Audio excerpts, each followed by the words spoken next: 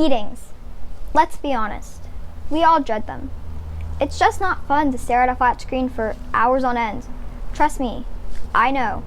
I spend more than 4 hours a day, every day, in Zoom calls for school. But what if you weren't staring at a flat screen?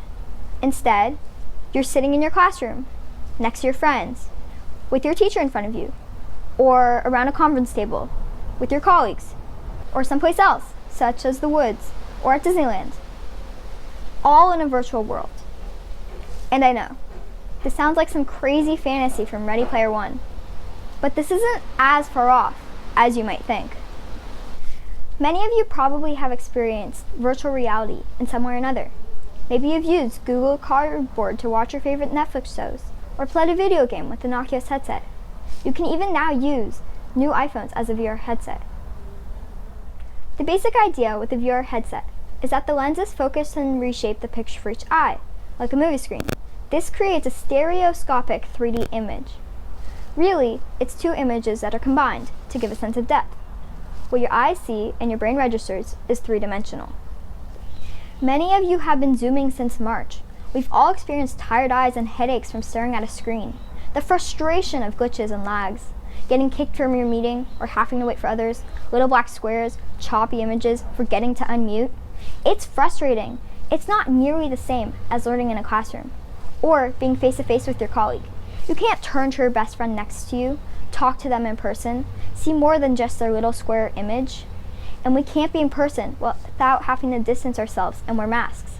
So it has to be virtual.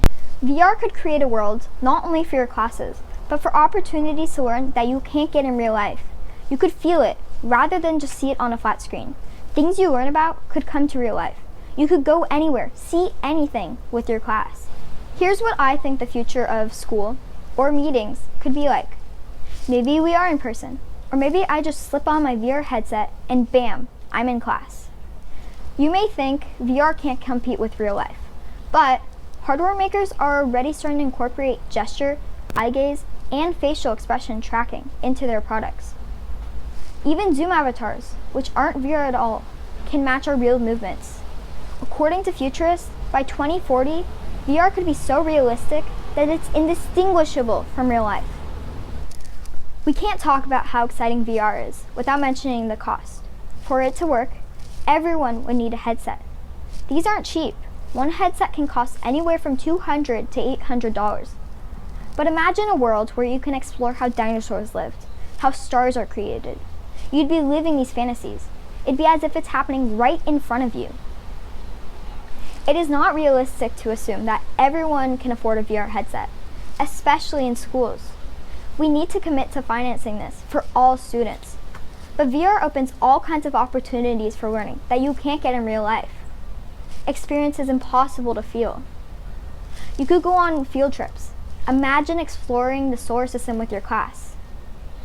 Simulate going on a spaceship or touring the Eiffel Tower.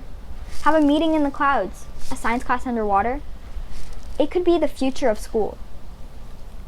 Look around you. VR is already starting to creep into your lives. Google has a cardboard VR feature. On YouTube, you can watch videos in 360-degree view. In sports, in medicine, and in the military, people use it to train and improve their skills. It isn't fully here yet, but it is the future.